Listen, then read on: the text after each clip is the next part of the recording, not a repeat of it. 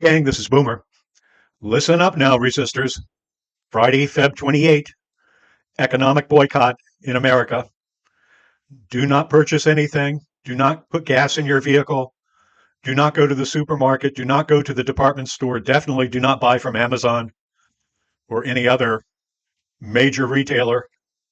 It's a national economic boycott on Friday to resist the movement lurching rightward in this country. And that's the agenda for this Friday. If there's an emergency, you have to get something, please go to a small, local, independent retailer and make your purchase there. Okay, Donald Trump is not looking all that good. His honeymoon is over. Uh, Americans, I mean, his big ticket, iconic items, the things that he really wants to do, America's not behind him. We're not behind moving from backing Ukraine to backing Russia.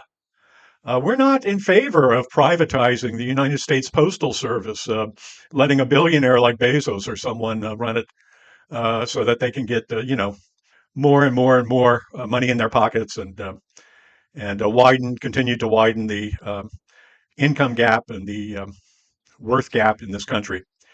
Um, DEI, I mean, Americans aren't really in favor of all of this doing away with making just simply a level playing field for people of color, for women, uh, you know, putting trans people in a corner and making fun of them and just making them feel terrible in the armed forces and elsewhere. That's America doesn't want that.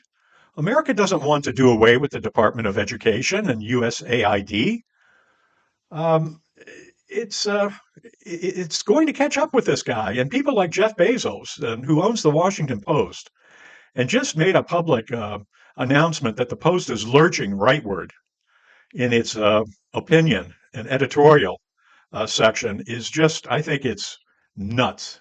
I Why? Because I think Trump is I don't think he's going to last this year. I really don't. And, this clown show of a cabinet he's put together. And by the way, one other thing, America does not like Elon Musk at all, and for good reason.